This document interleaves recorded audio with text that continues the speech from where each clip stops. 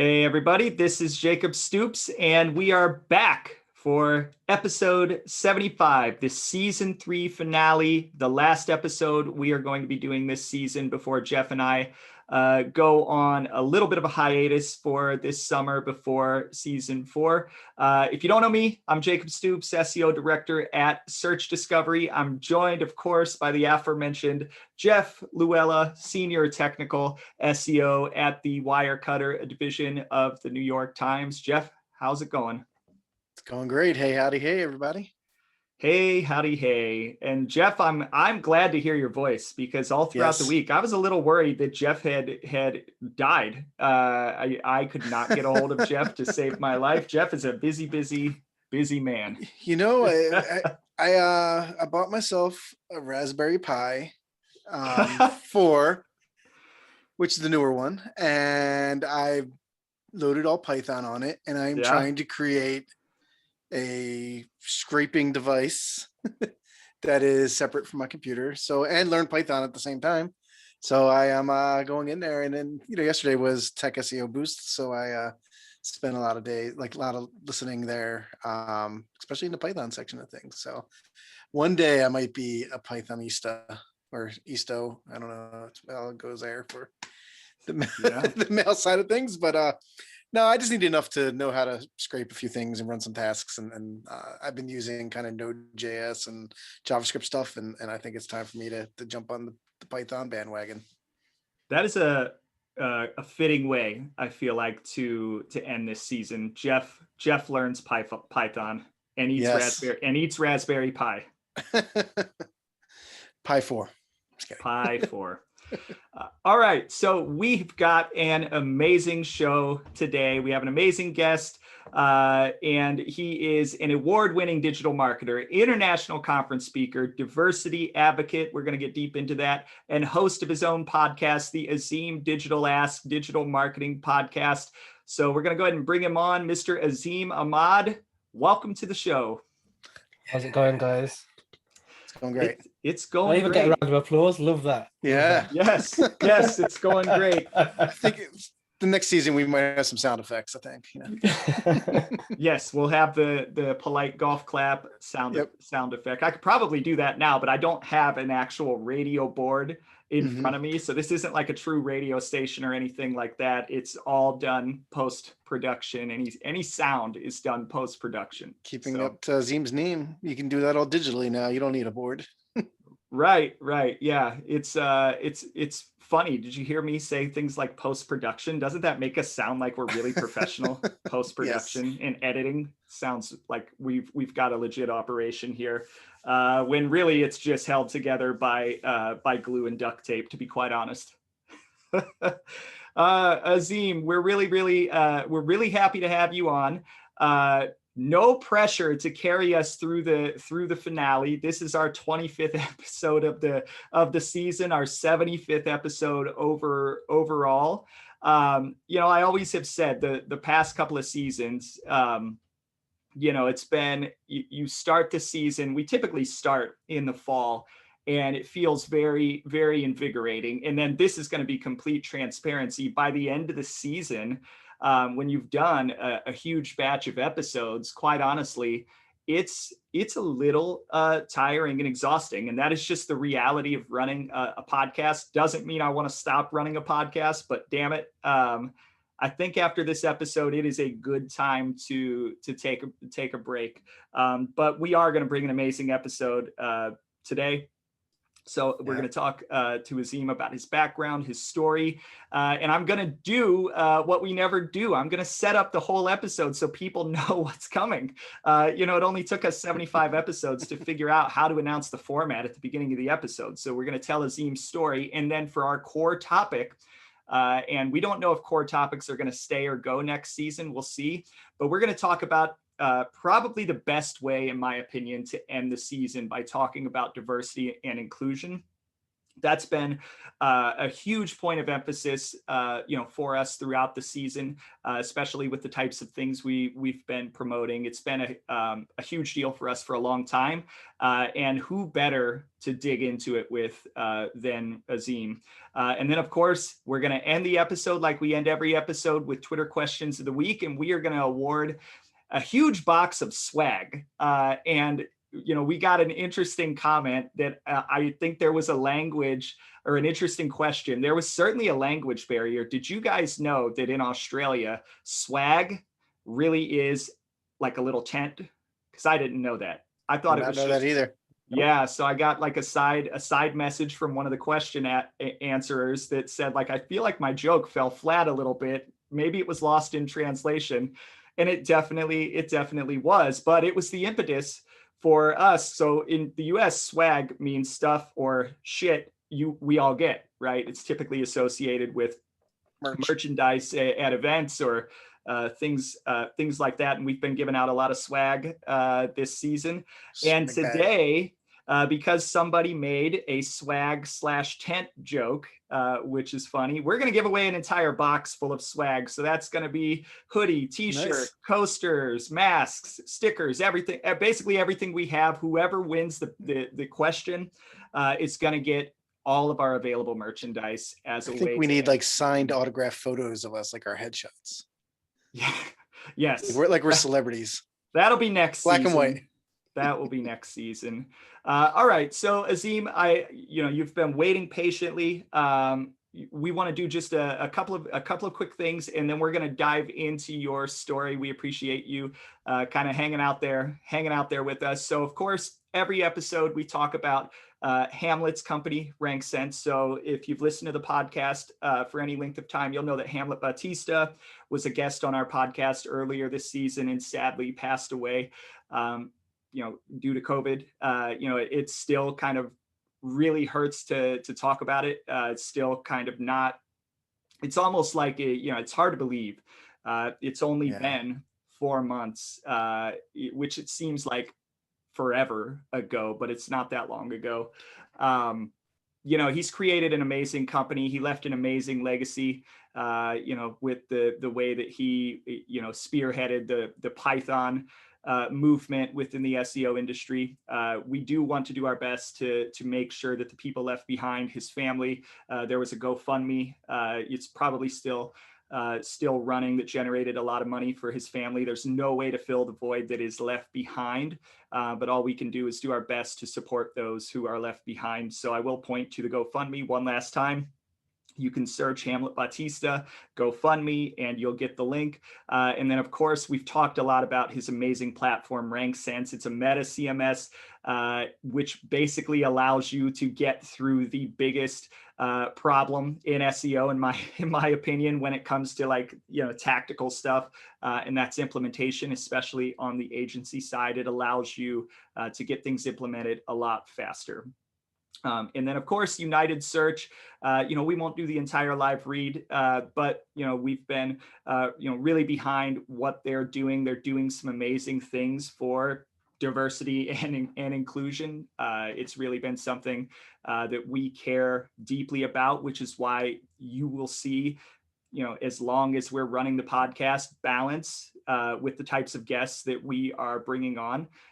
It won't just be one type. We want to talk to people from all walks of life, all voices. We want to give everybody a platform to tell their story and share their thoughts. And that is exactly what United Search is doing. They are giving through their program, people that want to get into public speaking, who are part of an underrepresented group, your BIPOC, your LGBTQIA plus, over 55, any women especially, anybody that's part of an underrepresented group. They're giving an opportunity to either be a mentee or a mentor to be able to get mentorship to help them break into the speaking community, within search.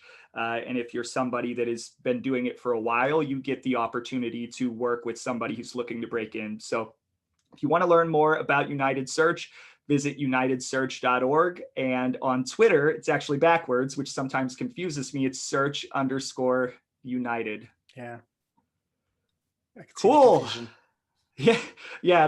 Every time I read the live read this season, it always got me. It always got me there at the end. I almost flubbed it up many times, but that'll probably be the last live read there for a little while. We will look for different organizations to sponsor next season. So more to come there. So Azeem, you're now on the hot seat, but you're used to this. You run your own podcast, right? So you're used to the talking. Now here's the part where you carry us through the season finale. And as season finales, we joke around a lot, but there's I'm just wondering at what point is there a plot twist and Jeff kills me off so he can take over the show or something? There has to be some sort of a plot twist, or we've got to tie up loose ends here. I'm going to rebrand it to the Page One podcast. That's right. That's what I'm an overachiever. Yeah. Once we get a little bit better at this whole thing, we'll be worthy of the Page One. Well, now you know you're going to die. The plot twist will be the method of your death. Oh my God.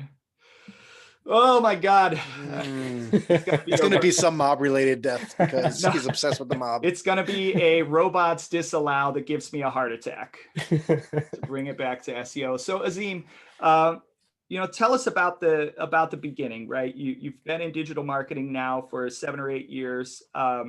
Where did you start? Tell us your story. Tell us about yourself.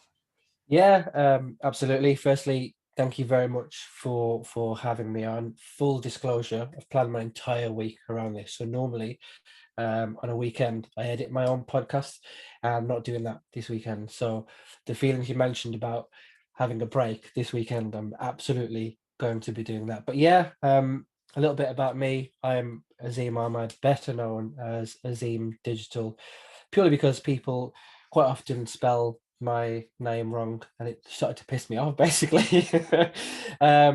People have asked me before if digital is actually my last name, and I did toy with the idea of changing it, but I'm sure my family would disown me. But yeah, I've been in the industry for about 7 to 8 years now. Started off on the dark side, as you might think, in the world of PPC, and then broadened out very quickly. I started to think. I was very keen, very hungry early on to learn more, and I was lucky enough to start in the industry working with a really, really good line manager, and nothing was too big a question for him, and I really sort of flourished and grew under his leadership. And that got me thinking, look, I don't want to be a PPC guy forever, because one day Google might just stop running the advertising product, much to the joy of SEOs everywhere. One day they might stop doing that. So I thought I need to diversify, because it's just one part of the wider puzzle, isn't it? So progressively started to branch out into other areas. So social media, display, programmatic, hopped into the world of SEO. I've done, I think, pretty much everything except for TikTok, but I will tick that off the list soon, pun intended. Can I see some of your dances? No, absolutely not. I don't have my own TikTok account. I'm far too old for that. I love it. I was on it back when it was Musical.ly. I don't dance though. Well, actually, there might be some dancing if you're deep down in there, but don't look that deep. You just gotta get a few drinks in him. Yeah, that's it. So what did you like before you got into digital marketing? What did you want to do with your life? This is going to sound so boring, so apologies to your listeners in advance, but I always wanted to be a football or soccer journalist. I just loved the idea that people, human beings, actually got paid every weekend to watch a game and then write about it. It was more the watching the game, not the writing about it. Then I jumped into a journalism degree, and I was like, I'm going to make this dream a reality. And very quickly I realized, fuck, there's a lot of work that goes into this. So I quickly had to reframe my goals. Yet, you know what? It's really, really funny.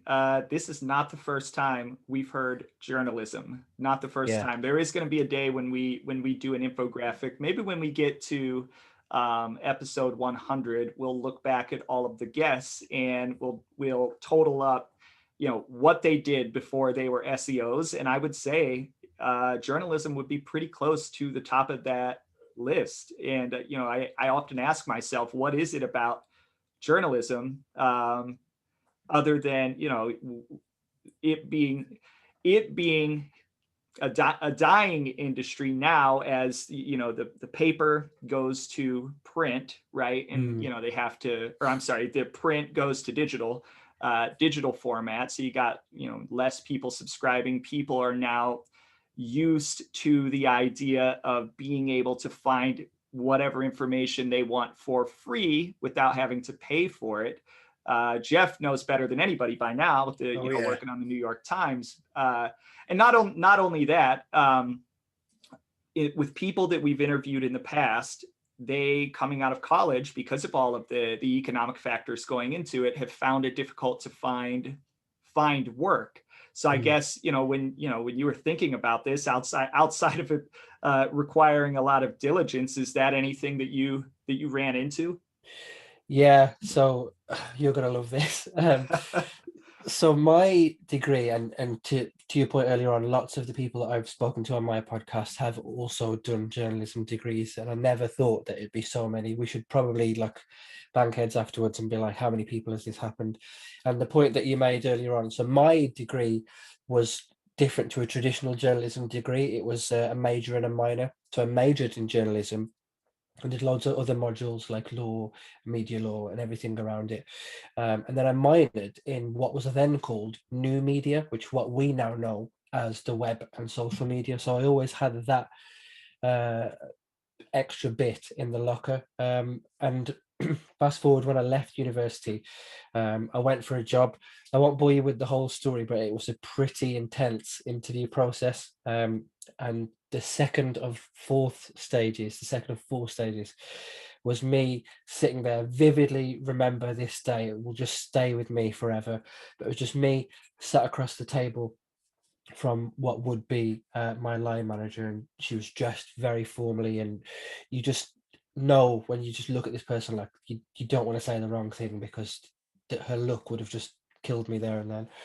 She said to me in the second year of my degree, she said, I've noticed here that you switched from print journalism specialty to looking at online journalism, and why did you do that? So my answer to her was, nobody's really buying physical newspapers anymore. People are out and about, and when they're commuting, they're getting it on their phones or on their tablets. Nobody actually buys a physical newspaper before. Her response was, of all the responses that I'd pre-programmed in my head that she was going to come back to me with, and I was not prepared for this one. So she had my CV in front of her in her hand. She basically like scrunched it up in her hand, threw it at me, and she said, don't give me a bullshit answer. Answer that question again, but tell me the truth this time. Immediately, that light blue shirt was soaked, absolutely soaked. I just remember it felt like I was sat in a tub. I was just soaked, and I was like, that is the truth. I haven't lied. What is she thinking that I was lying about? And I can't remember how I got out of that situation, but I managed to progress to the next round of the interviews. And she said in the feedback, that was purely to put me under pressure and see how I'd cope under pressure. And I was like, wow. Because I was like, I've legit told you the truth here. Holy crap. That's an incredibly aggressive interview style. I wonder how many people she did that to. And, on her part, probably, I'm assuming that's her personality. Sounds like a Devil Wears Prada sort of situation, that kind of boss. But at the same time, if you're doing that to everybody, it's a bit of acting as well going into that, like almost like a method acting. Yeah, that's never happened to me in an interview. That's I would have just got up and left. Yeah. I needed to drive first, let me tell you that. I was like, yeah. Wow. Never. Yeah. My worst interview, I would say, like, outside of like getting the feeling that they were, people on the other side of the table didn't believe a word I said. And this is early in my SEO career. I would say like my most intense one I had to drive a couple of hours from Columbus to Cleveland to do like an 8-hour interview where I literally was just getting probed with questions upon questions. And Jeff, like this happened, this was the agency we used to work at together way back in the day. That was how long the interview was for me. I don't know what your experience was, but my interview was pretty intense. It was crazy. Oh, I'm so good that they just went off of Just my hired you my sight unseen. yeah, exactly. Sight unseen. I just pulled up and they're like, you got the job. So Right. That's how it works. So Azeem, you've moved into an agency. Is it? Yeah, agency. What was that like? What was your experience working at an agency? Yeah, really intense, but I absolutely loved it because for me, I learned so much so quickly. And like if I could start all over again, I literally wouldn't change that at all. I think in an agency you have to, because you're working with so many different clients of different sizes and in different verticals. So you kind of forced into that environment of having not only to learn your clients' businesses, verticals, sectors, but also how everything works at the same time. So it was learning two different big strands at the same time. And for me, I was quite keen to learn because I knew that like this is the beginning of my career. This is my very first job, and what I do here will really set the foundations for the rest of my career. I never thought then, like fast forward so many years down the line, I'd be having my own podcast or I'd be a guest on somebody else's brilliant podcast. But yeah, I knew that if I just worked, got my head down, people would recognize that and see me as someone who has got the potential to go somewhere, because I saw people who were quite senior in the company in the same building, and I thought one day I want to be where they are. So I know that I'm going to have to get my head down and do it. But yeah, brilliant to start an agency. Loved it. And then eventually you went in-house. You've done in-house a couple of times. You know, what was the impetus for you moving from an agency to go in-house? So the first time, everything that I've just said about being hungry and wanting to learn, I'm about to just shit all over it now, because I was quite happy where I was, and a recruiter got in touch with me saying, we've seen your profile, got the perfect job for you, and it's here. And I was like, okay, so here is 50 miles away from home for me, and I am not in a position where I want to relocate just yet. So if I were to move, I would want at least another 5k than what you're offering, because I'll need to travel 50 miles one way and 50 miles the other way. The recruiter was like, that's not a problem. They literally told me everything that I wanted to hear. At the time, I just literally just sucked it all in. I was gone. I was sold. So they said, here's the job. This is what it's about. I was like, right, this sounds interesting. And then fast forward, went through the interview process, and I'd asked for 5k more than the recruiter had put me in for. The recruiter said, look, they're interested. They want to offer you the job. And they'll give you this much, which was slightly more than what I'd asked for. At first, I thought, well, this is like a con. There's no way I'm worth this much. But they were like, they really liked what you said, how you presented yourself. And I was like, boom, this is it. So the main motivation, other than diversifying and learning other channels, was the fact that I could take this jump in salary. At the time, in the agency, their salary structure was quite fixed. So no matter what results you achieved, you would only ever achieve like 1, 2, 3k or 4k pay rises. I could get 30,000 euros from a client and turn that into 30 million euros in immense. You'd only ever get 1k, 2k, 4k. So that was the downside of their pay structure. And then somebody comes in saying, well, at the time in an agency, when I got a really good result, it was used as a case study for Google. So they saw that, and that's how I think they got in touch with me. Then I was like, oh, somebody's actually seeing what I'm worth here. At the time, I didn't realize it's a recruiter who's just like thinking of this. yeah. And then I got sucked in. But if I could put percentages on it, it probably would have been 60% salary and 40% the role. But yeah, I do not look back on that unfavorably at all. I learned so much, met some brilliant people, got some good connections there. and I'm really grateful for the experience, for sure. You brought up a couple of interesting things that I want to dig into. Well, number one, the agency, the fixed salary structure, it actually reminds me of my wife, who's a teacher, who I've talked about a couple of times on the podcast. And not only that, have either of you guys ever worked at a place where it's unionized? I don't know how big unions are in the UK. Yeah. Yeah. So when you work for a union, unions at one time were a really great thing in terms of keeping you moving from a compensation, workplace safety, fair treatment, sort of thing. But in this day and age, it's a lot different in terms of the experience. Now, I'm not saying everybody has had this experience, but take my wife as an example. My wife is a stellar teacher. She's got a lot of really amazing experience. When she receives reviews or accolades for her job, she's like a top performer. And the problem is she operates, and she's completely underpaid. All teachers are completely underpaid. And they operate within that tiered model based on years of service, right?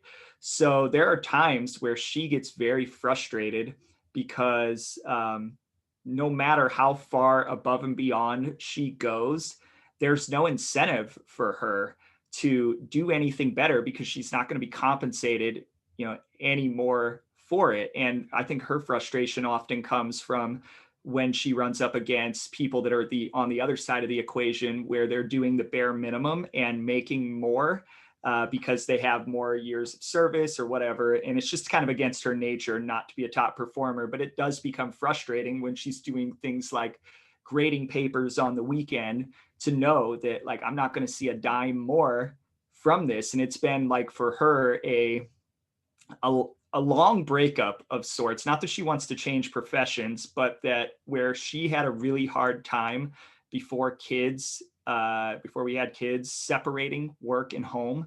And we've really had a lot of conversations around that. Like, hey, I know you want to grade on the weekend and I know you want to get ahead, but are they going to pay you more money? And is it worth doing that versus spending time with your kids? And the answer is always no.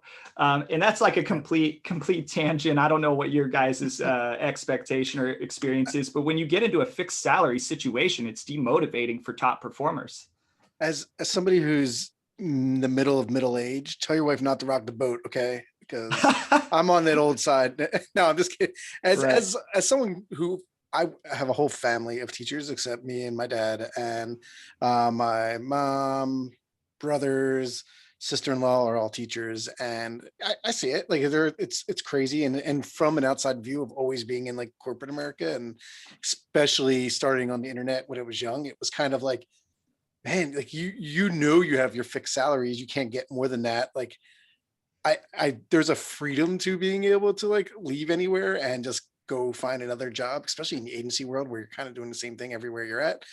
Um, but I am in an interesting spot in the New York Times because like we do have unions on the, the editor sides and the writer side. There's the New York Writers Unions, but the engineers are now unionizing, and we're in like a weird. Well, at least for me, it's weird, right? It's because I've never been in a union, and I wouldn't be part of this union if it happened. But they're like, the demand has been put forth to New York Times right now, saying like, accept our union.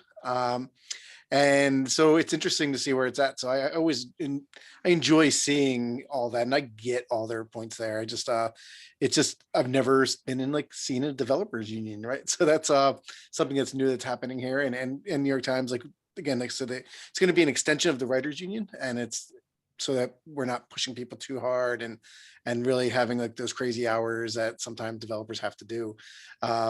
Developer jobs always a little crazy that way, right? Where it's like something needs to launch and go out, or something did launch bad and now you're working all these late hours.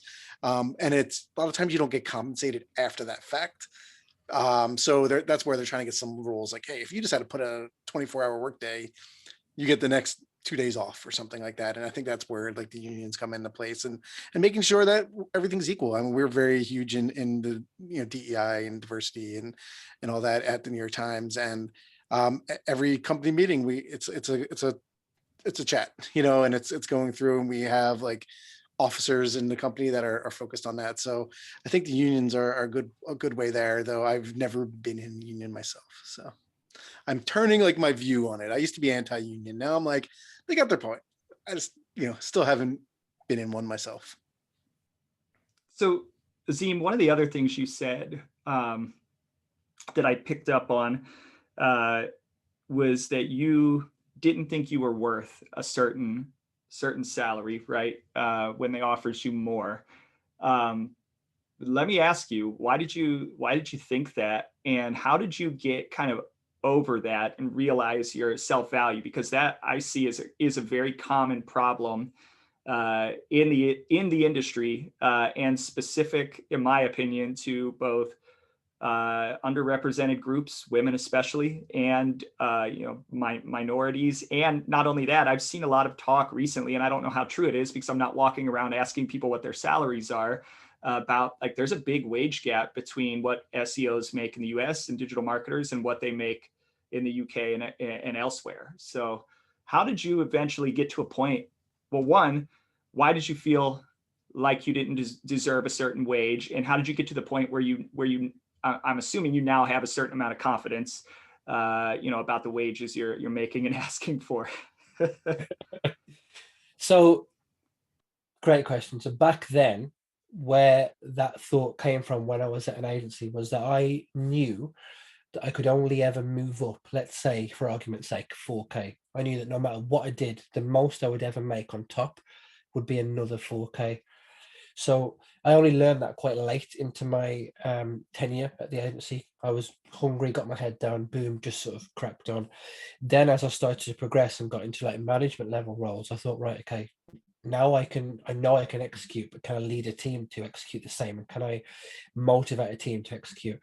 When I was working with this manager, who's absolutely brilliant, a lot of super transparent about everything, we used to get together regularly, the usual objectives, yearly objectives, quarterly, yada yada. I said to him, this is where I want to be. I want to be at this level. If I'm still at this agency in 5 years' time, I want to be at director level. He said, okay, that's fine. This is what you need to do to get to the next step. Clearly outlined, black and white. Boom, boom, boom. Fast forward nearly 12 months. We get to our review. And I was like, right, okay, so I feel like I've ticked all of these boxes, everything that you want me to achieve. I feel like I've achieved it, and here are the results that I feel support my claim to move me up. And the conversation was along the lines of, yeah, I'm totally in agreement with you, Azeem. However, there's a hiring kind of pay freeze at the moment. And I was like, oh. So that's fine. I just took that and I thought, okay, cool. It's a tough one to take, but out of my control at the time. So I just cracked on. And then fast forward, and then somebody else in another team who, no disrespect, but like, well, full disrespect, shit at their job, right? Absolutely shit. Like you would see them constantly in the kitchen, making cups of tea, taking half an hour to do it, going for lunch, super late. You'd leave the office and they're panicking, like, I've still got all this to do today. And in your head, you're thinking, well, you shouldn't have spent so long in the kitchen or doing this or whatever. Gets a pay rise. I'm thinking, what? Like, how is this possible? And she was a young white girl at the time, but I didn't look at race or color then or anything else. I just literally thought, well, what's going on there? Like, how does that work? And then when somebody came and said, this is the what's the word, the salary that they can offer you, I was like, whoa, in my head, I live in 4K brackets. You're coming to me and saying, what, 10, 14, 20 more? It's like, no, here in my world, I would need to stay here for 4, 5, 6 years more to get that. So it didn't seem real. Now, fast forward so many years where people are talking about their salaries and their worth, and we can come on to this later on, but yeah, I think you're absolutely right. People do feel like they are worth a certain salary, and a couple of guests I had on my podcast before, we were talking all about salary transparency, and the TLDR version is one of them had announced they'd got a new job on Twitter and said this was their salary, and they've got quite a large following. It was a mix of congratulations to only that much, and like lots of comments about, well, you know, that's not a lot, what's going on there? um and that's where a lot of debate started, because people felt like this person shouldn't have um posted their salary online and was not worth the salary that they had put out. And that's a common theme across the industry. It's just the fact that this particular individual is incredibly transparent about it. I do not have the confidence to come out there, put it on Twitter, certainly for any man and his dog to say, like, I earn X amount per year. But these types of conversation should absolutely be had. And in terms of people feeling like they're not worth enough, I think, yeah, it's absolutely right. I know there are people who are at the same level and role as me who are earning far more than me. But my answer to that is good. Like, and I'll come back to why I think good later on. But yeah, my answer to that is good. That's fine. What they eat doesn't make me shit, right? But I need to have something to go at and to go for. But there are people from marginalized communities or groups who feel the same way, but don't have that level of confidence or the ability to just externalize their feelings and say, look, I don't I should be earning the same amount as Joe Blogs. We do exactly the same work.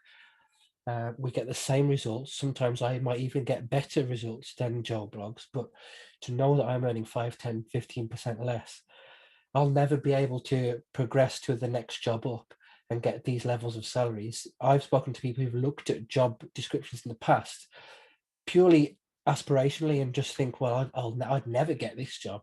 And that's the kind of mindset that we kind of need to try and get people out of. But I realize it's a long, long process. So back then, literally 4K brackets. Now it's like, well, if you're earning more than me and we're the same level, me personally, good, good. Just know I'm coming. But anybody else might not have that same level of, it is a little bit brash, to be honest. I'm not going to lie, it is brash, but things that have happened in my life and in the past has made me be as I am now. The interesting, I'm going to share my approach to salary negotiations, and I don't know if this will surprise anybody. Jeff, I don't know like what your approach has been historically throughout your career. The only job I didn't take the approach that I'm about to share at was search discovery, and that was because I was at like a desperate career crossroads. And not that I was desperate, right? But I was really unhappy where I was, and I saw search discovery as a really great opportunity where it would have felt like going back home, and it did when I got there. But throughout my career, if you don't know like a lot about me, I grew up pretty poor. And not only that, I had, nobody paid my way through college. I had to pay my own way through college, had to work through college to just make ends meet. Was not very mature, when it came to college, mature in other ways, not college, and didn't take it seriously, racked up my student loans, and eventually found myself not in college and without a profession, without a career, just mid 20s, nobody, with no money, nothing, no prospects. And that's when I found SEO, and I've pulled my, I feel like I've pulled myself up by my bootstraps to make something of myself and to have a profession, right? And it was really, really unlikely. Anyways, as I started to realize what my worth was, whether I had a degree or not, which I didn't get until much deeper into my career, I didn't actually have a degree. Thank God for SEO for not being an industry that requires, formal college degrees. Yep. I realized that when another agency or opportunity is presented to you, it's not like they have like enough transparency to know what you really make. So whatever I was making, when the other agency or place came to me, I always just added on to my salary. If I was making 50K, I said, oh, I'm making 60K. So in order to get me to jump, because I don't want to make a lateral move, I need 65K, or whatever the case may be. I always added a percentage, I always inflated it just a little bit. And I don't know if that was the right or wrong thing to do. It was probably the brash thing to do, but you don't know what you're going to get unless you ask for it. So I've been, in some cases, laughed out of the room, and in other cases it's been like, no problem, there you go. And each job for me has been a stepping stone. And the only and that's if you're looking at things purely from a monetary standpoint. Of course, there are other things that go into an opportunity. Like with me, full transparency, like when I left startups and I went to search discovery, it wasn't for more money. It was because I was unhappy and I knew search discovery would make me happy. So like there are other things, but when it comes to salary, you never, like, you gotta, like, what do they say? Shoot your shot. Shooters got to shoot. So like, you got to shoot your shot sometimes. Don't be afraid. Yeah, it was interesting when I first got into. I started off as a developer / designer, and I made really, really, really bad money. But it was also, the internet was kind of new at the time, and I had a friend who ran a car wash, and we had a conversation one time about salary, and he just kind of laughed. He's like, "You're supposed to be doing like the future," and he's like, "I make 3 times more than you, and I just wash cars." And I was like, "Well, I'm working my way up to the future." Like, and like, he was funny because he had a computer science degree and was washing cars. I didn't have a degree, and started doing computer sciencey stuff, type of stuff, and I loved it, and I didn't care about my salary at that time. Like when I first started, I lived with my parents. Like I didn't care what I made. Like I was just like, let's have fun. As long as I have beer money and I can go out and party, that's a good time. And then I, did that for a while. And then I had my first kid. And then I was like, I need to buy a house. And then it was, like just shooting my shot. And some companies paid me pretty well. And I was happy. Now, the sad part is there's some like jobs I would love to have that would like emotionally would have, but I'm at a point where it's like I can't. I tried to go to a small agency before to like do that fun small agency type stuff, and it's just tougher there because their money isn't there. That's there, but it's in general, like again, I don't think I'm overpaid or like anything like that. I think I'm right where I'm supposed to be, and I think the industry is catching up. But I was lucky that early on, like I just called some shots where I probably should have made more than I should have made what I was doing. But then I lived up to it, and I really rocked it out. And again, I think the industry, and like now I feel like sometimes I'm at I'm at a good spot. I'm not trying to push. I'm not trying to be CEO. Yeah. So it's like I got a salary that I'm happy with, and as long as I can stay there for the time being, I'm good. And let me just be clear. I'm not advocating lying, but but at the same time, like, it's not like they're pulling your W-2s and take your tax returns. No, agreed. Maybe there's a way to do that. If so, nobody's ever called me on that. So it's really more about thinking about like, what do you want to make as a salary? That's why you lie on Glassdoor reviews. Say like, oh, they paid this junior associate $150,000. Right. I'm learning so much here. I didn't even know that you could do that. Anyways, so Azeem, what made you start your podcast?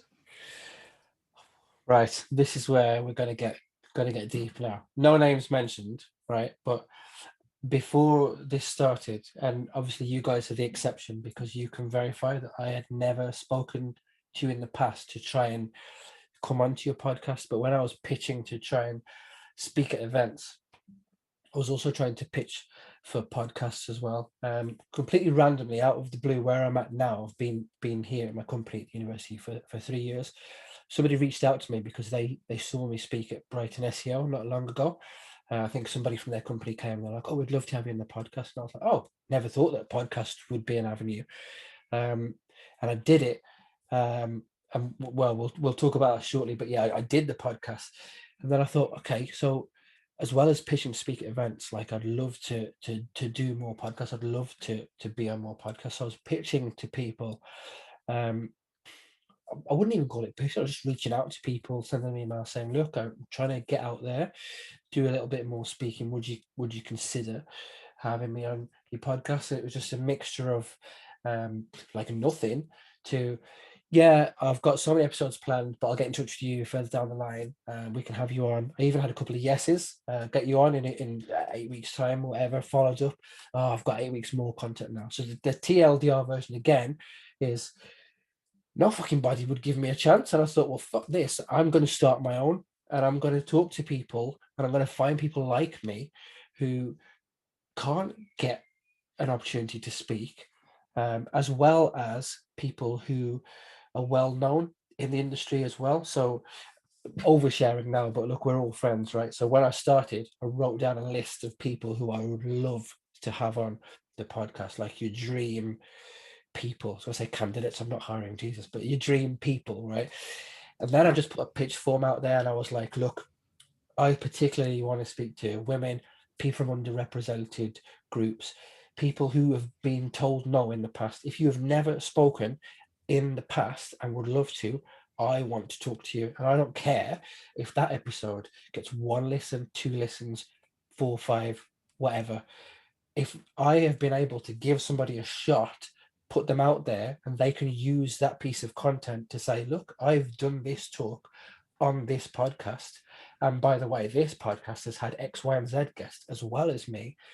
That gives them like credibility by default. So the main thing was no fucker would give me a chance. And I was like, well, it's not because I'm not good, because I think I'm okay. I'm not amazing, I'm not the best marketer in the world, but I feel like I have some things that I want to share.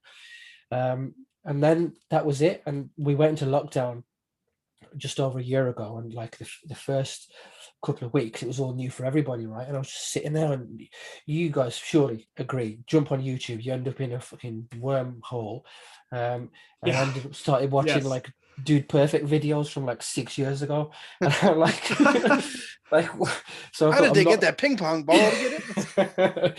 But I'm thinking like, look, I'm not learning here, I'm not growing, and I don't like sitting still. I don't like not doing anything. So I thought, like, I don't read enough, so I'm going to read more.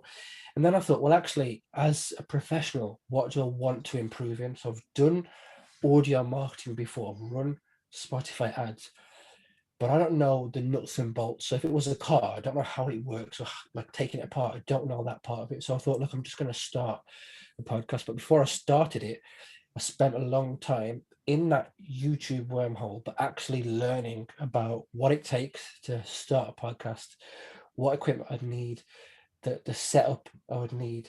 By the way, if you're watching the video, don't judge the setup, right? But yeah, the setup that I would need, and everything else. So yeah, I just thought, look, I will make this happen, but I'm going to take my time and learn. I'm not just going to jump in 2 feet first and hope for the best. I'm going to make this happen. Sometimes the first step is just taking the first step, just being brave and being willing to take the risk, right? And it is a risk, right? And you're going to learn along the way, and you're going to get better. I remember, my first episode and first couple of episodes, and full disclosure, I don't know like how you guys are, but I don't like go back very often and listen to old episodes, mostly because I think my voice sounds weird on playback. It sounds normal when it's coming out, and then when I listen to it, I'm like, oh, that's what I really sound like. That's horrible. Yeah. Another thing I should add is I absolutely fucking hate my own voice, so I will not be listening back to this. There you go. That's for sure. But I enjoy putting content out there. It gives me, I'm a person that like, I always have to have like a creative itch behind the scenes that I'm scratching, whether it's tinkering with the website or just something to keep my mind busy. So for the last couple of years, it's been podcasting.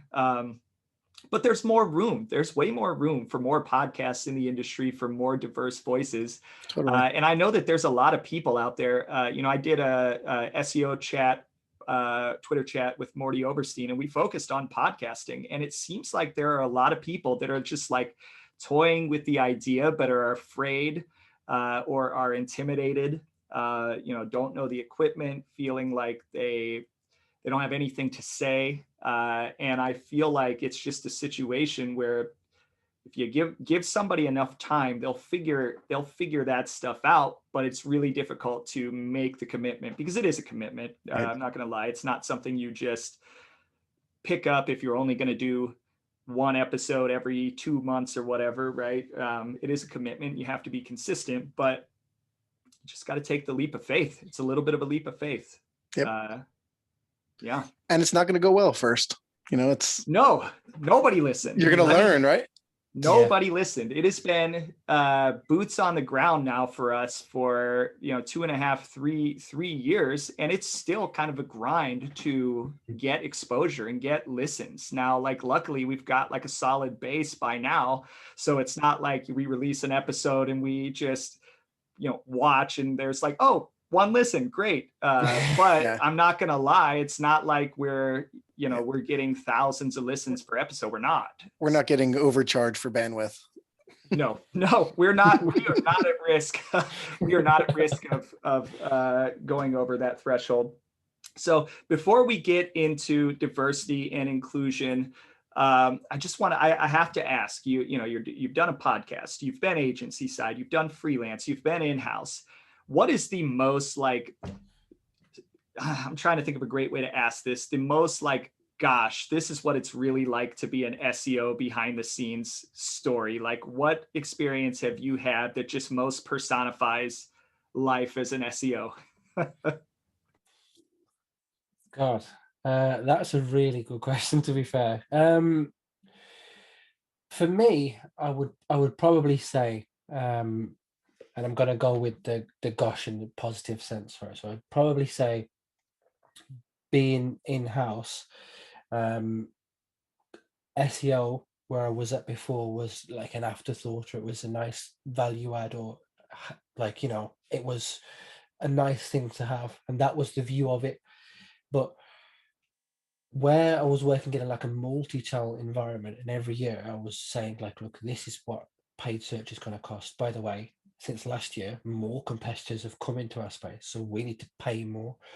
Okay, how can we pay less? Like, well, okay, there's a channel called SEO, right? We don't have to do anything, right, other than just create really good content for what people are actually looking for and put it out there for them to see. They're like, what? It's that simple? Well, I've really simplified it there, but look, let's have a look at switching some of this investment into creating really good content. Well, what do you mean? So an example would be like, okay, we're a university, we've just released like a brand new course, for example, right? These are the types of keywords that people are looking for. These are informational, these are transactional.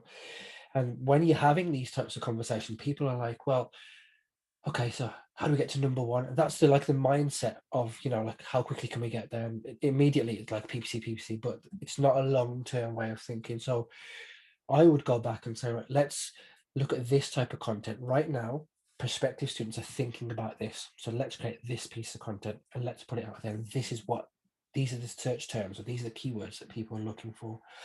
Let's monitor that and let's see how it progresses over time. And I need to show you that this is a long-term investment, right? They were like, okay, let's do it. And I demonstrated to them with a specific course that we pulled it like out of the ashes, basically, from anything below page one, right? Nobody's going to look over time and increase that organic visibility. But the reason what really solidified that oh gosh moment was this whole project, I involved devs, the web team, specific UX person to look at the user journey, where this piece of content will fit, historic content. It was all literally different pieces of a puzzle. I'd put it all together and I'd put it in front of effectively the C-suite and said, there you go. And there's actual proof when that graph traditionally, up and to the right, everybody wants, boom, there's your proof. And that for me was like, there you go, there's proof. It's a beautiful thing. It's a beautiful thing when it works. I love showing up and to the right graphs. That's my favorite thing to show. And my favorite, my least favorite thing that most personifies the SEO experience would be things like disallows or de-indexing your site, which I had a client do a few weeks ago. And all of a sudden taking a national brand down to almost no traffic from an organic perspective. So that happened to me a few weeks ago. It was not pretty. It was a case study, but in the opposite direction. So Jeff, let's talk some diversity and inclusion. That is our core topic today. Let's dive right in. It's a great topic. So in February, Aziz, you wrote an article entitled Diversity and Inclusion in Marketing in 2021 and Why Nothing Has Changed. For everyone who hasn't read the article, can you give us a synopsis of that? Yeah, absolutely. So that was, I think, my third blog post on the subject of DNI. Essentially, the short version is this was written in the same week that a prominent Twitter account in the UK had released a list of, top 10 people to follow. It was entirely white. For reference, in the article, never named who it was, what account, or who the people were. It was totally anonymous because I think it takes away from the point. But essentially, lots of these people on that list started quote tweeting like, "Oh my god, I can't believe I've been named on this list." Really happy, as you would be, right? A day later, I saw an international marketing conference. Like, we're in a lockdown, right? Nobody can go anywhere. We're all behind a computer screen, but it's entirely white. And then I just thought, look, this is not on. And a person of color, had rightly gone back at this account and said, where are the black people? Where are the people of color? What's going on?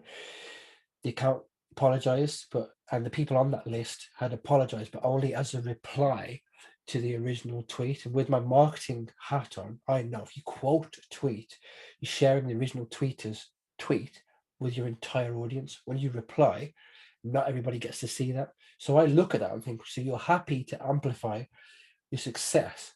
When you make a mistake and you apologize for it, you only replied. And I thought, well, Yeah. that's not on. And in some people's defense, one of those people on that list had read the blog post and had DM'd me and said, look, I totally didn't see it like that. Thank you for bringing this to my attention. Thank you for writing it the way that you did, because I didn't take it personally. And I will do better, and I will pay it forward. And the last part I put on there was that I never shared this until I wrote the blog post, but this was not long after George Floyd was murdered.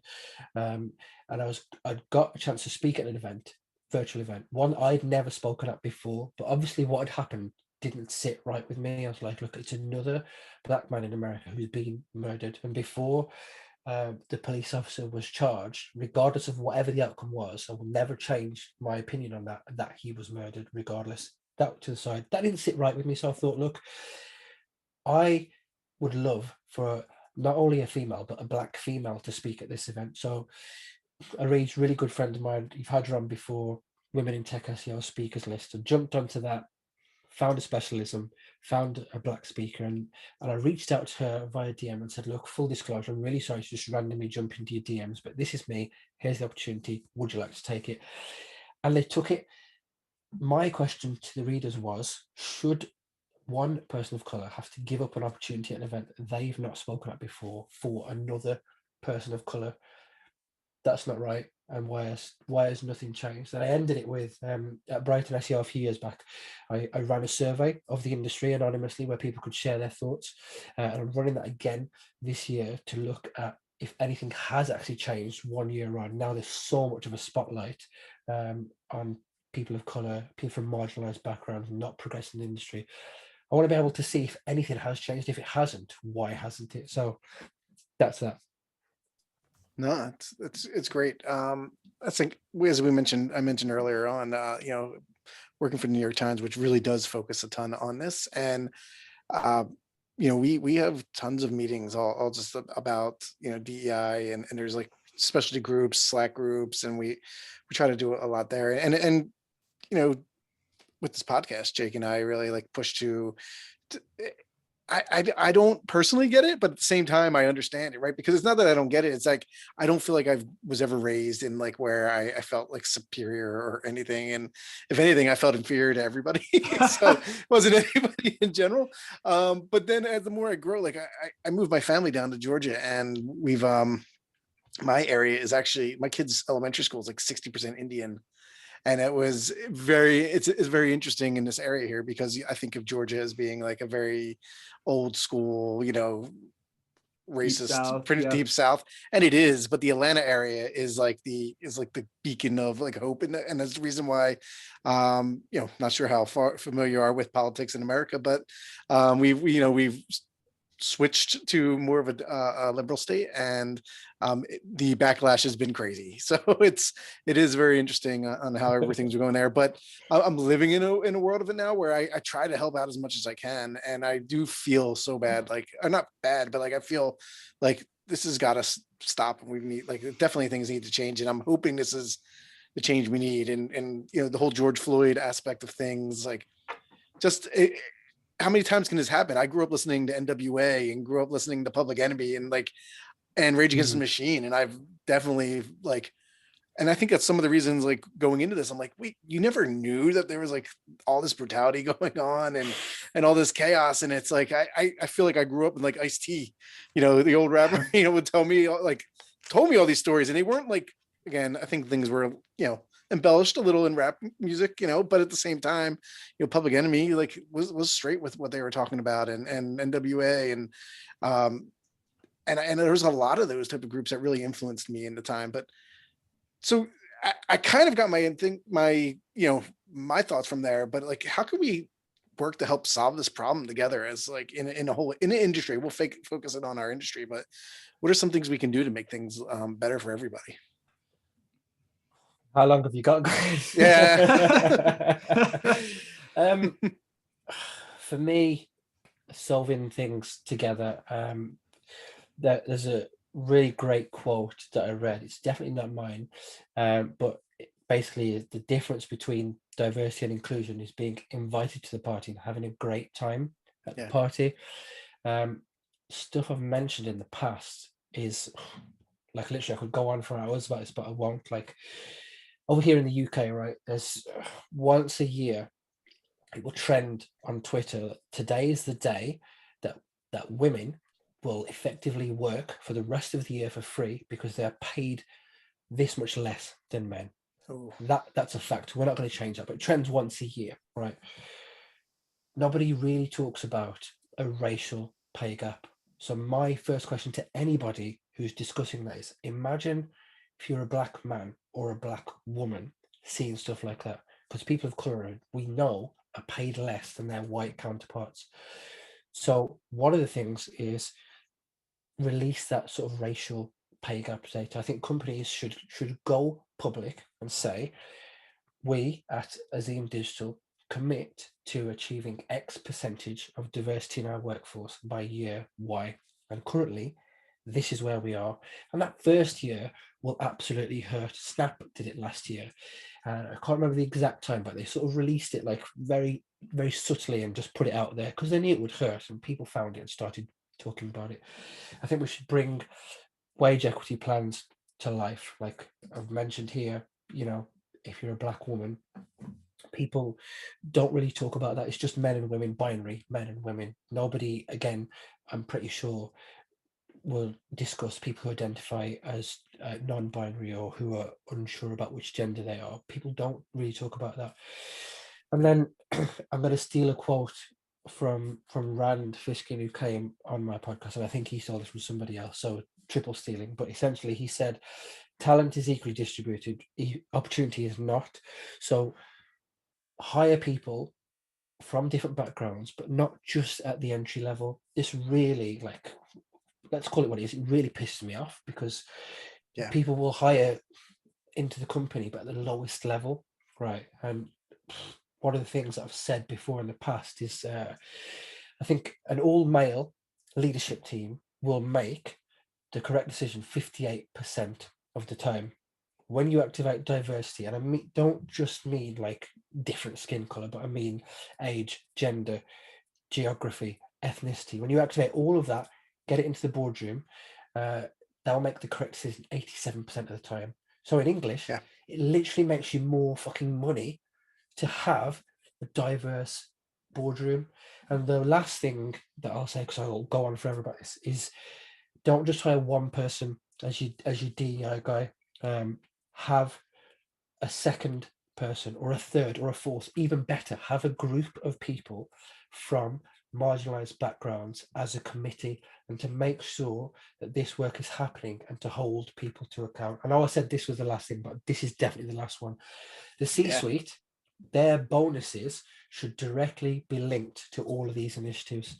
C-suite should come out and say, we will not pay ourselves a bonus this year until we achieve this, this, this, and this. Yeah. The plus, the benefit of being so bad at the start is that in theory, you can only get better, right? So hire more people of color, link your bonuses to them, and let's progress together. Half of the not half, that's a lot, but a lot of the frustration for me is that I want progress to be faster than it actually is. And these types of injustices and these problems have been going on for a number of years now. And for me, who's quite keen and really wants to get my teeth into this, like I want things to progress faster. So some of that battle is with me, but I need to see more progress. I'm not getting any younger, and I want like the next batch of people coming in to think, right, I can actually do something. I don't want another Azeem to come in and live in 4K brackets and think I'm never going to achieve this. I want the next crop of Azeems or people with different names to come in and think like I can be whatever I want to be if I put my head down and just work. It doesn't matter what color or what gender I am. If I just get my head down and work hard, I can achieve X, Y, and Z. So, yeah. Yeah, no, I think also being able to expand your pools of people you can choose from, right? So again, I think everybody, and this is probably my naiveness, but it's like everybody wants the best person for the job.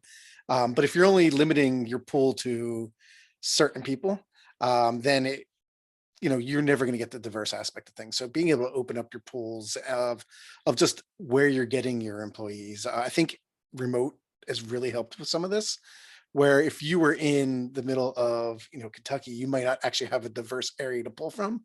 But the more and more you go into into like inner cities and things like that, you have that more the diversity side there. But I think remotes really help that, because now we can work from anywhere and everyone's working from everywhere to be able to pull from that bigger pool. But it's tough. I mean, here at Wirecutter, I mean, I feel that it's like the most diverse company I've been to, but yet there's still like an underlying push to be even better, right? And that's a great thing. I kind of at first was I kind of laughed. I was like, this is the most diverse place I've ever been, and yet we can be better. Then I keep on going back to my old jobs that I've been through, and it's where I've seen it's all old white guys running the company.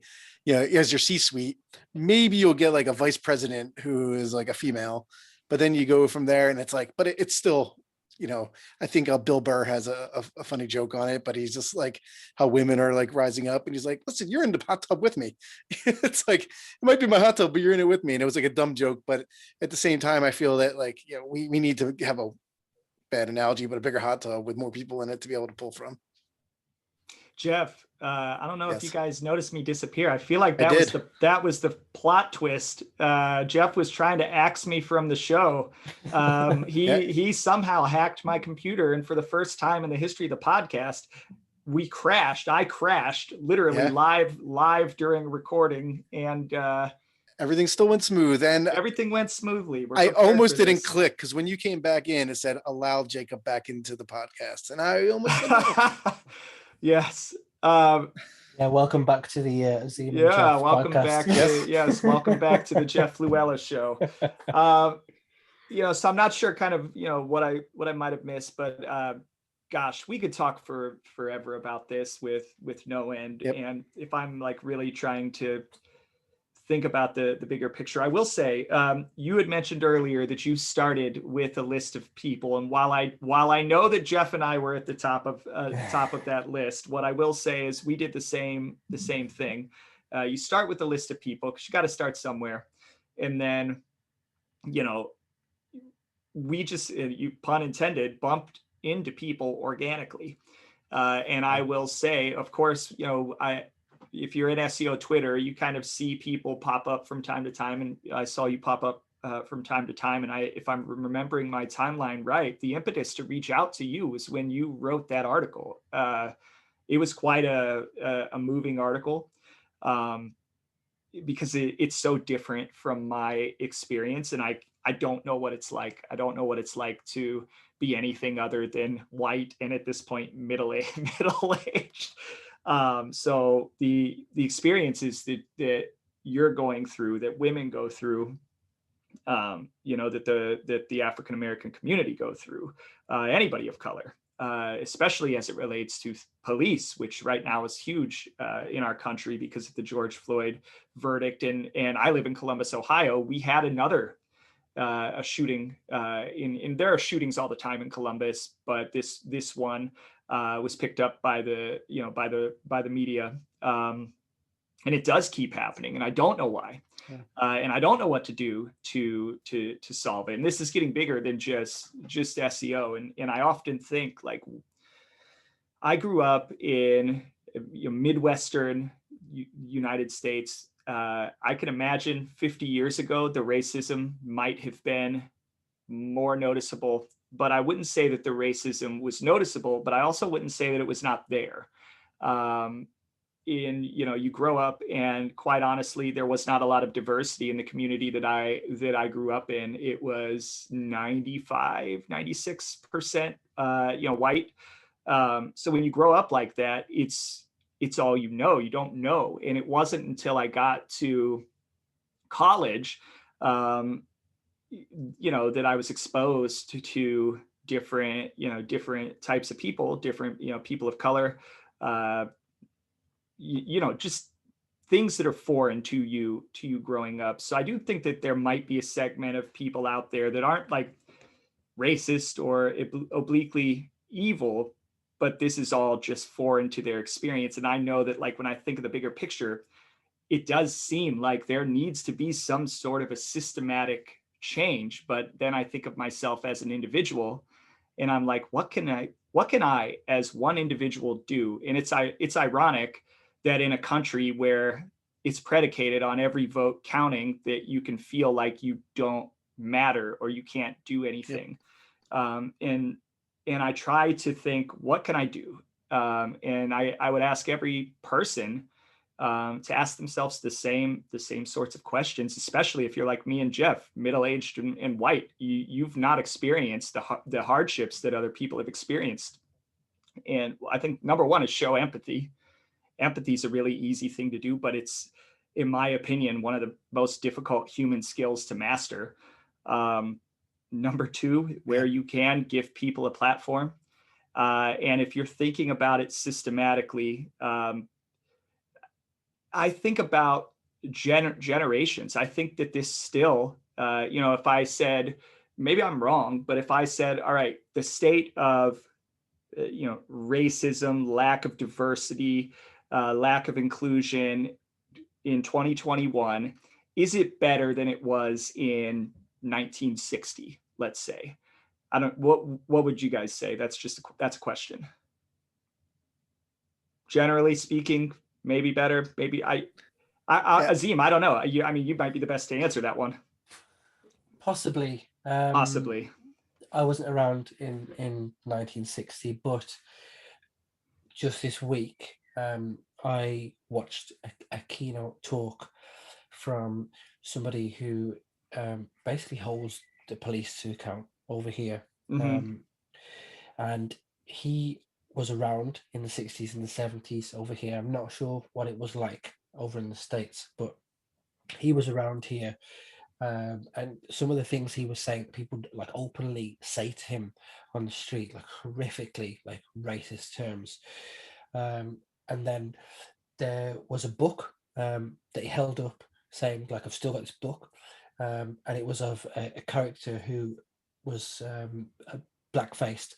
Mm-hmm. And he was like, this is the type of stuff that we were growing up around in the 60s and 70s. Mm-hmm. And then he said, this book that I'm holding up, I actually bought it quite recently. So it's still around, but it's just not as overt anymore. So now he's able to walk down the street and not be racially abused. But then this type of literature still exists. And in the sector that I work in, not enough has been done to educate people as in literally educate them about the injustices faced by Black people. A while back, I think it was last year, I listened to a podcast, and the name of the book escapes me, but it was an American photographer who was taking pictures and documenting the story of New York 10, 20 years ago. And it was all about the reclassification of youth. And I was like, well, what? Okay, why would youth be reclassified? And basically what he was saying was, over there the police were trying to reclassify what it meant to be a youth and adult and bring the age down so they could disproportionately punish Black people with longer sentences. Wow. And I was listening to this while I was running, thinking, this is like fucked up. Like, there were two young kids, and I can't remember exactly what the police had them for, but it was literally something super minor, and they got taken away, beaten up, put in prison. Part of this podcast was where they'd gone and spoken to these two individuals. Their entire lives basically has been in prison and shaped by that, and who knows what they could have gone on to achieve.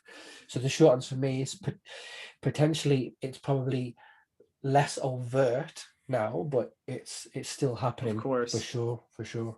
Yeah. So the reason I pose that question is because I think in the context of being a parent, and raising my kids, right? And I think of the way I was raised, and then I think of the way my parents were raised and their parents before them. And you hear the different stories like, well, that's the way I was raised, right? I was raised that way, or it was a different time. I think we've all probably heard those types of things from our parents. So like when I think of myself as an individual, what can I do besides be empathetic, give people a platform, educate myself, keep my eyes open. For me, this is a generational issue. And I don't know, one, we're humans, right? So in all of human history, humans are imperfect and infallible. So I don't know that racism or bias or this type of stuff ever gets completely resolved, ever, because humans are humans. But systematically, when I think about my kids, it's up to me as a parent to raise them in a way that they do not have these sorts of biases, and they do not think this way. These are the kinds of questions my kids ask me all the time. They ask me what happened with George Floyd, and let me tell you, it's not easy to unpack for a 7-year-old that and be completely transparent and honest. And not only that, they ask me all the time, like, why is this person's skin brown? And we have to get into the discussion, or like, why did somebody say this, or why did somebody say that? And it's very often the discussion we have is quite honestly, and it comes down to like your morals and your values and how you want to raise your kids. And I feel like how you raise your kids will translate into an entire generation normalizing the idea of not being biased against other people based on ethnicity, gender, race, color, all of these things. But I feel like it's a couple of generations down the road, and it's as simple as saying you should not think any less of somebody because they're Black, because they have a different skin color than you, because their hair is a different color. My brother's gay, because they like boys, you name it. And I think it comes down to normalizing the idea that it's not okay to treat other people that way. And I think that this takes still, even with the amount of focus. And I think maybe the reason that people could as obliquely walk down the street and be less overt in the past is quite honestly like, look at what we all have now. We all have a camera. And that has come a long way in the last 10 to 15 years. We can all at any time record things. So maybe if this exists, it may go underground because of that. I don't know. I'm just speculating here, but I believe that this is the way to fix this systematically, aside from legislation, and passing laws and things like that need to go into place to reform things, and companies taking ownership, is teaching the right values to your kids, to people growing up right now, and normalizing the idea that it's not okay to Lead by act this example. way. Lead by example, right? Set a good example, and hopefully you may not capture all of them, but the hope is that as generations and time passes, the idea that people could treat each other this way becomes less and less and less and less acceptable until it's completely marginalized. This may take 100 years, right? This is a problem that spans the entirety of human existence, but really in the United States and in other countries, hundreds of years, hundreds of years. So it doesn't get solved in 1 year or 2 years, but it takes everybody, in my opinion, standing up and taking individual accountability for the types of ideas that they're okay with and that they put in other people, specifically young people's heads. I don't know how you guys, that's my soapbox. I don't know how you all feel about that. And I would ask for maybe, because I know we're running close to time. I want to get to Twitter questions.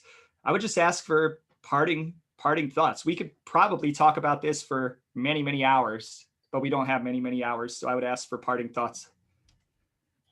The only thing that I would add to that, as a not a comeback because that's offensive, but like as an alternative thought, is that to get any sort of justice, or to even consider getting justice in America as a black individual, your pain has got to be, like you just said, put on one of these. If that young person had not recorded George Floyd there on the floor, would that man now be in prison? I would probably say no. And equally, to get any form of justice in America as a black person, you've probably got to have that on camera, and somebody has to be there on camera. As white individuals, my last thoughts on this would be, it's hard, right? Because like you said, and like everything you've just said, completely agree with. So I will never know what it's like to be a white man raising a family and trying to educate a family in this. But what I would say is, my advice to white people is equally, you will never know what it's like to be a person of color. And just let me step aside from it for context, right? I'm not black, nor am I a female. However, I've got black members of my family, and also I've got sisters. My mom is a female, and I've got a young niece who's just literally growing up and about to go into the professional world. I want to make sure that this is better for them, right? So that's a sidestep. Come back, right? My last thoughts are on that is, for white people, you've got to get comfortable with pain.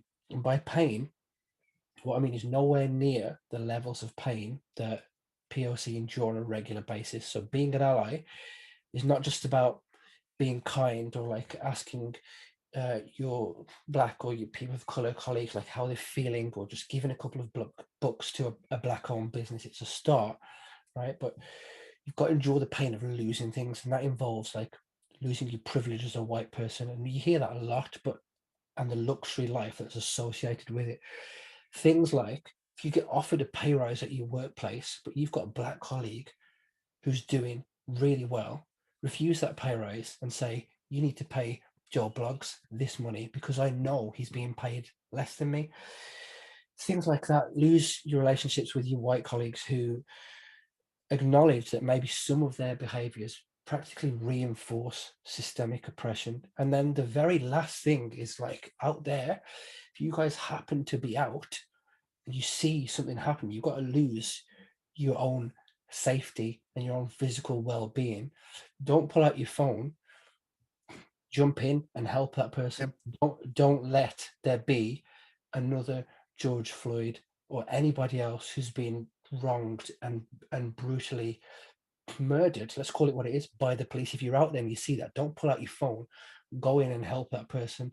And that involves you taking on some physical pain, because George Floyd had a family who he now can't go back to. Every black person who's been killed will not be able to go back to their family.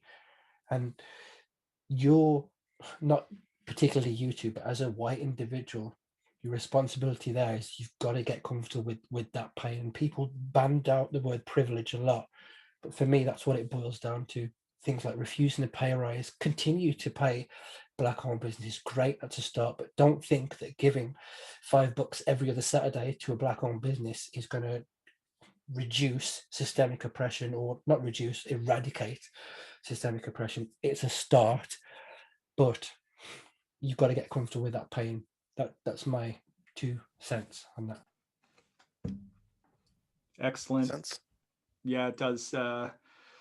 Sometimes it might be hard for people to hear and take in, but I think people need to hear it. I think it's time. It's past time.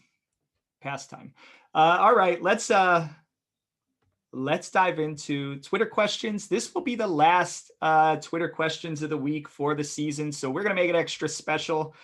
This time we've got 4 awesome questions, and we are going to give away an entire box full of swag, right? So hoodies, t-shirt, mask, stickers, coasters, whatever the hell we got, we're going to send it this person's way. And yeah, it's our thanks for listening to our podcast, putting up with us. Especially when we run an SEO podcast that doesn't talk about traditional SEO topics all the time, but topics that we feel like are really, really important and should be talked about. We thank everybody for their support. So let's dive in. So our first question, and Azeem, I'm going to let you know, your role is to pick the winner. We've not clarified that with people, and then we've sprung that on people at the end, and they were like, "Oh, that makes me super uncomfortable." So as you're answering these questions, we want you to think about who deserves all the swag. Oh, not a tent, the shit we all get. All right. So first question, and this is actually the person who DM'd us on the side to say, actually, swag is a tent in Australia. So first, thank you, Naomi. First question is from Naomi Fuller at Naomi_L_Fuller on Twitter. As an Australian SEO, before I ask my burning SEO/podcast question, I would like to know if this will be a single or double swag, or will it be king single swag? So that was the part referring to the tent, which I clearly did not get. But that was also the impetus for us giving away an entire box full of swag.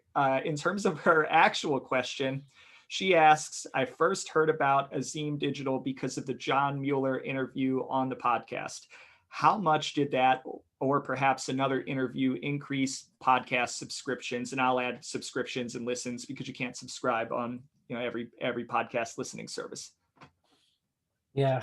Oh, that is a great question. I have a personal rule, so it's very unlikely, unless you give me enough alcohol, that I will say, oh, this episode had 560 listens or whatever. But because she asked, I will tell you that particular episode, it grew 103% on Spotify and 30% on Google.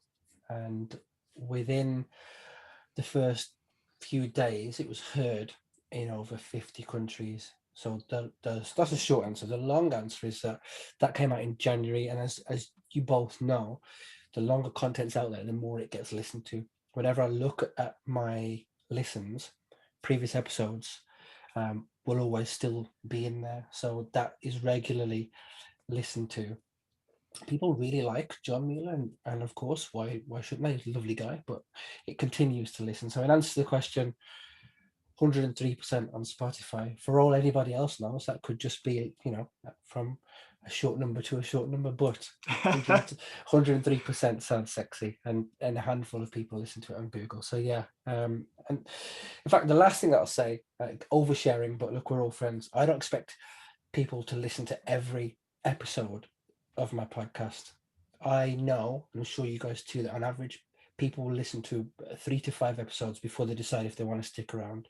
So my job, and I'm sure your guys' job as well, is to make sure that if you're going to release 5 episodes, you got to make sure 3 are good. You fucked with this one because it's me, so you got to make sure your next 4 are bang on, basically. So yeah, that's it.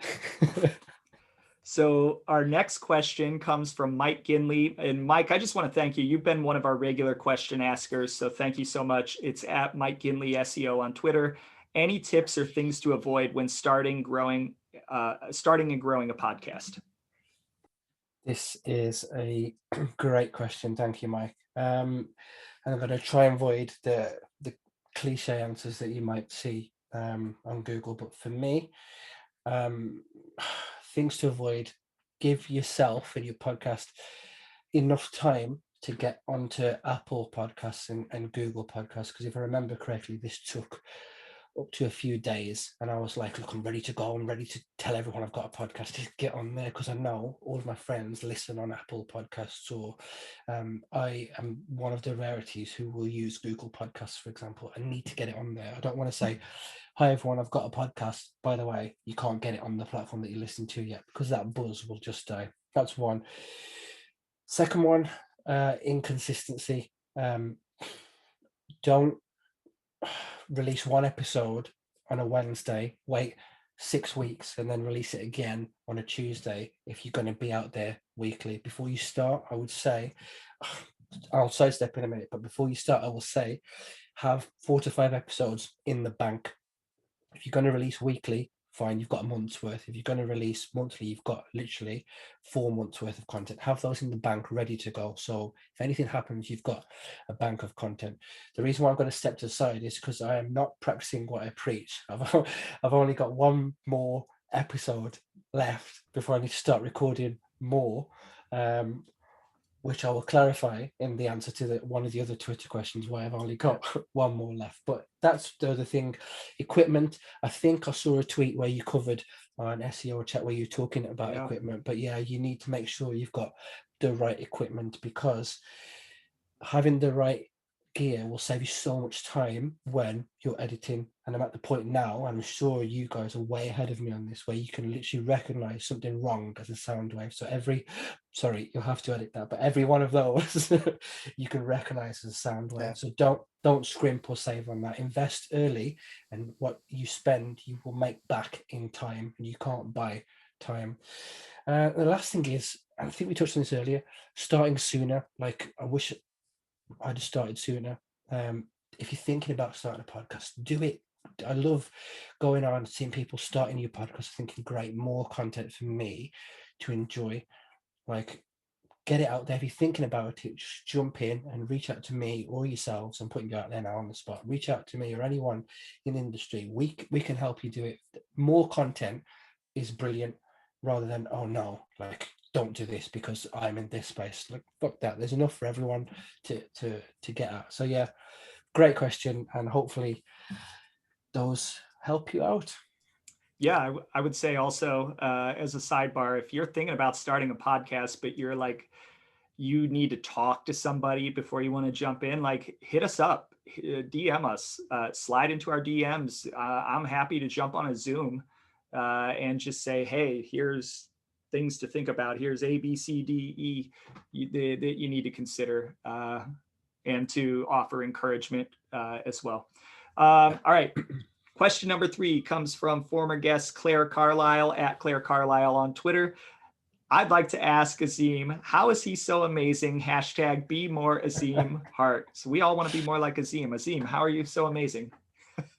Oh, Claire is an absolutely lovely individual, really good friend of mine, lots of time for her. If you do not follow her on Twitter already, shame on you, because she is just brilliant and an absolute ray of light in the industry, and definitely one of the people who helps me shine, for sure. So the answer to her question, ironically, is if people want to be more like me, they need to be more like Claire first. So that's the answer to my question. That's a great answer. Excellent answer. All right, our last question. It's a good podcasting question too. Comes from Andrew Cox Starkey. You know him on Twitter as @Optimizy. How much time does a good podcast take per episode, from planning, research, prep, doing the actual podcast editing, etc.? I don't know, Jake.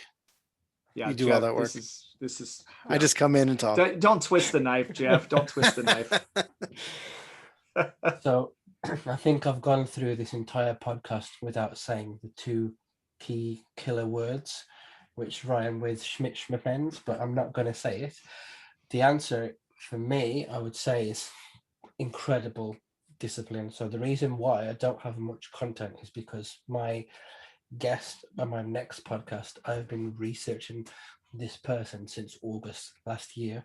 And by researching, what I mean is consuming as much content as I can about this person. So I'm watching their talks, I'm reading their blog posts, anything that they are touching digitally, I want to be all over, because when we have a conversation, I want to make sure that I have enough background and enough preparation to not wing it. And if they're talking about things that I don't know about, I can quickly just go back and say, oh, I saw that you did a talk here and you touched on this. So there's not a specific answer. Planning and research can take months. If it's a brand new person who hasn't spoken in the past, what I do with them is I'll hop on to a Zoom or a Meet and just chat to them and say, look, tell me a bit about you. We're not recording. Let's get to know each other. That is something that I just do off the bat, like never gets recorded. Sometimes I have really valuable conversations not recording. For guests, it's usually a few months in advance, so I know who I'm going to speak to and put out in May and in August. So that, like I said, I'll write a list of people, put it out there, and then get a pitch form and speak to them. Editing, it's a fucking pain in the ass. So for me, I can't do it when I'm at work. My podcast is my own thing. I'm going to do it when I'm at home. So record in the evenings. Side note, I'm shit with time zones, and I learned the hard way when I spoke to Rand Fishkin. I don't know where this guy lives in America. Seattle. It's West late for Coast. me. West Coast. It's late. It is later. He was talking to me. It was like, must have been like 11 p.m. over here for me. And my day begins at like 3 a.m. So by 11 p.m. I was tired. Let's wrap this up, Rand. So yeah, editing, when I first started, it could take 8 to 12 hours. So like 3-4 nights a week. And then I thought, shit, I've got to get better at this, or got better software basically. Now I think I can nail it in up to 4 hours. Like I said, I'm sad enough to know specific sound waves and just chop them out. So what I do, oversharing again, is just chop through stuff, go back, listen to it, make sure it sounds good. And then one thing that I didn't answer, apologies to Mike and his question before, is I had a great guest in the beginning. I'm not going to say which one because people are going to go out and look for it now, but the audio was shit. And I mean, shit. Yeah. But the content and the conversation was fantastic. And I had spent 3 weeks editing this podcast, and I didn't want to go back to the guest and say, please, can we re-record? Because you lose the quality of the conversation. Mm-hmm. And what this person said to me was, look, if you feel the content is good enough, just put it out there and let's see what happens. If people come back and say we didn't like it or we hate it, whatever. Luckily, nobody mentioned it. I think they must have had like a bracelet or something on. So every time they were talking, especially if you're somebody like me who's doing this, all you could hear was that jingling. And I thought, shit, I can't get this out. So a good clean run, I can record in half an hour, edit it in up to 4 hours. So in less than 5 hours, I could have an episode recorded, edited, live. Research could take a couple of months, but I do that in advance. Bank that. Yeah. That's it. I would say for every hour that we record, add minimum 4 hours of time spent doing all of the other stuff, the scheduling, the outreach, the research, the editing, the promotion. Yeah, I mean, you got to promote your podcast as well, and that's my time, Jeff's time as well, to do the extended promotion and the recutting of episodes, and it's a lot. It's a big commitment. This is going to be a bumper 4-hour episode for it. No, I'm joking. Yeah. Yes. Awesome. And I will say we had similar audio quality issues, with Jeff and I. The first episode of this season, I don't know if it was Jeff's equipment or it might have been my equipment, because I had made the change to sitting my microphone on my table instead of suspending it from a boom arm. And the audio quality was so bad that it was like, there wasn't any editing. It was completely corrupted, and we had to re-record the episode. So sometimes that's just part of the game. We luckily, with only one guest, we've had a few kind of sketchy issues with audio here and there, but by and large, with the exception of one guest that I had where the audio was so corrupted that it was completely unusable. And this was towards the beginning. And I feel really, really awful for this guest, but I was afraid to go back to them, quite honestly. And then they reached out like, hey, was there something wrong with my episode? And the answer was no, except that the audio was completely unusable, and it's just never gotten back on the calendar. And I feel really horrible about that because I wasted their time. But hopefully someday, that particular guest, we can kind of reconnect, because that was one I felt pretty awful about. But audio's huge if you're running a podcast. All right, so let's pick a winner. So we've got Naomi with the John Mueller and podcast subscription increase question. We've got Mike with the things to avoid, Claire with the how can we be more like Azeem, and Andrew with the how much extra time should you plan for if you're running a podcast question. So who is our winner? I am going to have massive splinters in my backside, but I'm going to approach this as diplomatically as I can. So, Andrew, brilliant guy, great question, a lot of time for him, solid runner-up. Sorry, not on this occasion. Claire, lovely, fantastic person. I think the best gift that anybody could give would be her friendship. So sorry, Claire. And then it comes down to, for me, Mike and Naomi. Now, for me, you mentioned Mike is a regular listener. So on the strength of that, Mike will have more opportunities to win this swag, but purely because it was a great question and the confusion around swag, I'm going to have to give it to Naomi. So, yeah. All right, Naomi. Wow. Yeah, nice. You win the swag, and we're not going to send you a tent. We're going to send you a box of Page Two Podcast shit we all get. So that's it. Jeff, take us home for season 3. That's we're coming to a close here. So Jeff, take us home. Yeah, I'm about to cry, I think. Just kidding. Don't get emotional on me now, Jeff. Yeah, out of every episode, this would be the one, right? It's like so we like to ask all our guests one final question, and that is, what words of advice would you give a person just getting into SEO? Oh, that is a great question. For me, I would say, and this is a very Azeem answer, so hopefully you haven't had an answer like this before, but if you are just starting in the industry, I mentioned it earlier in the episode about the word good. Make that your new favorite word. And what I mean by that is, if something goes bad or something goes wrong, respond and actually say the word good. Because when things go bad, there will be some good that comes from it.